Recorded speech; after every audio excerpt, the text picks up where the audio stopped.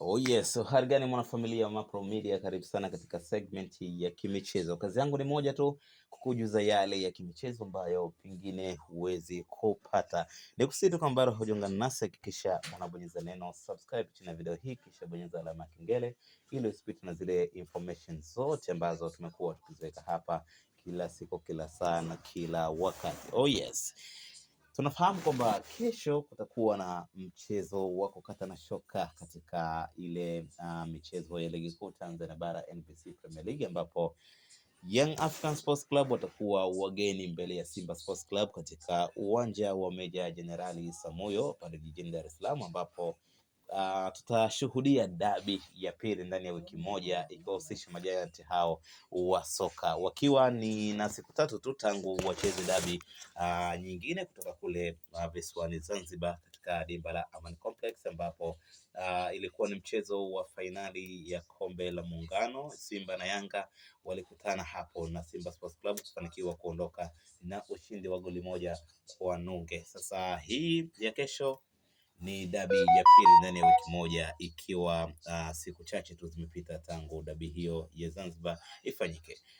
Sasa bwana, tunazo ripoti kutoka kwa mwalimu wa Young African Sports Club Pedro Gonçalves kuelekea katika mchezo huo na nini ambacho anakitanabaisha na kukitamani pengine kwenda kukifanya katika dabi hiyo. Moja kati ya mambo ambayo ameeleza mwalimu Pedro Gonçalves ni kwamba Young Africans wamejipanga imara. Walichukulia mechi iliyopita ni kama sehemu ya mazoezi, kama sehemu ya kujiandaa na mchezo wa ligi kuu ambao ni mchezo muhimu sana. Endapo Young Africans itashinda mbele ya Simba, basi itakuwa limejihakikishia alama 8 mbele ya Simba Sports Club.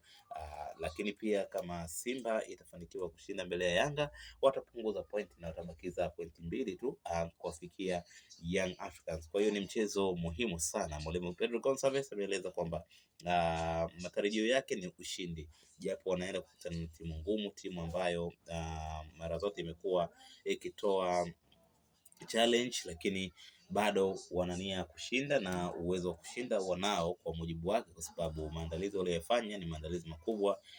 Wameweza kurekebisha mapungufu ambayo yalijitokeza katika mchezo uliopita, lakini pia kuna baadhi ya wachezaji watokosekana, lakini wameweza tayari kutengeneza mazingira mazuri kwa ajili ya replacement ya wachezaji wengine, ili mradi mambo yawe sawia. Kwa hiyo kwa mujibu wa Pedro Gonçalves ni kwamba mchezo huu utakuwa ni mchezo muhimu ambao Young Africans bila shaka wanakwenda kushinda mbele ya Simba.